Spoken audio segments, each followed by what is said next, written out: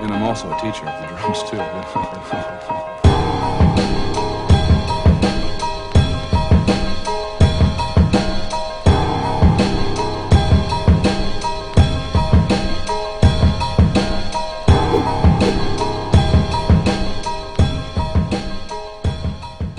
The interesting thing for me here is that I've never really seen everything like this together.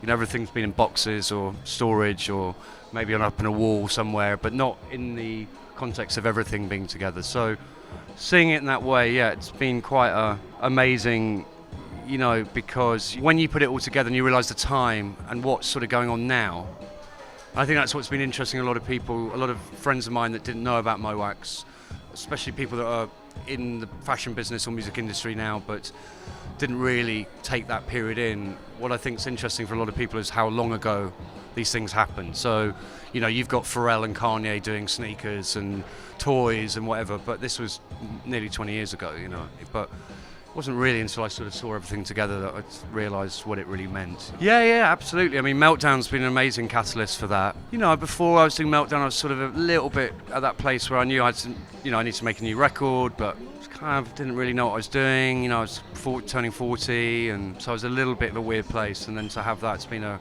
massive sort of creative confidence injection into what I'm doing. So for me, I think it's about trying to keep the momentum, really. I mean, I think collaboration is huge in all areas of art and always has been, but for me, I wasn't a very good solo kind of artist. For me to feel inspired, it was about working with other people. The idea of bringing people together is what I love, you know, whether it's a musician or an artist or, you know, usually the way I think of things tends to be quite visual initially, and trying to put all these elements together to create something unique.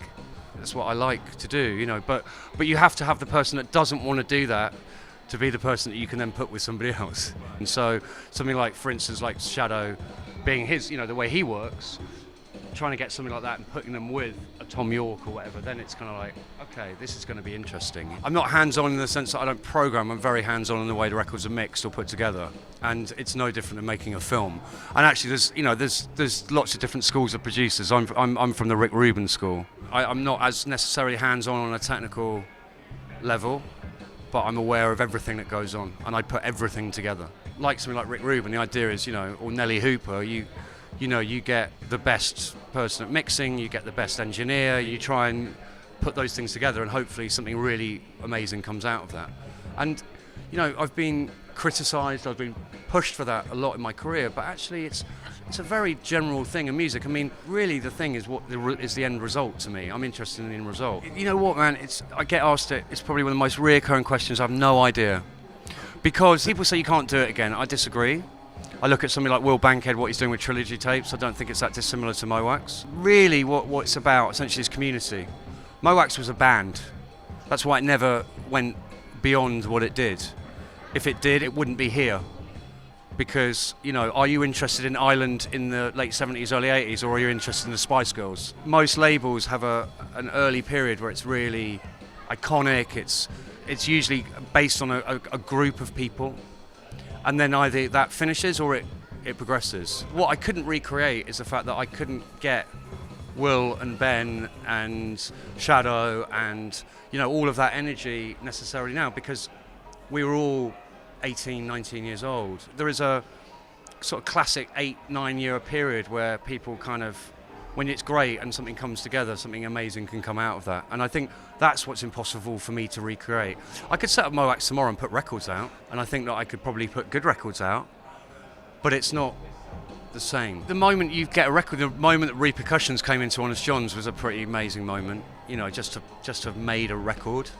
You know, now it seems so ridiculously easy. It was, you know, you can't imagine the feeling of actually holding this thing.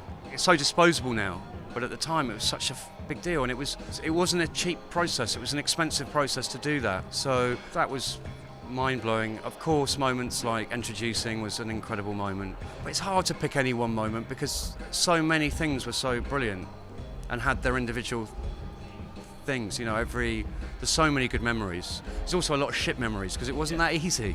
What's wonderful about seeing this now is I can celebrate it, but at the time you just felt like you were just fighting all the time. It's just like I said, build your own universe and find your identity, and the rest is just spinning around here. I don't know what the answer is. It's very hard. I think that you have to believe in what you believe in, and it may work and it may not. Happy are those who dream dreams and are willing to pay the price to see those dreams come true. But it might not work. But if they do work, you do something special. The music's coming through. Music's coming through. Music's coming through. Music's coming through.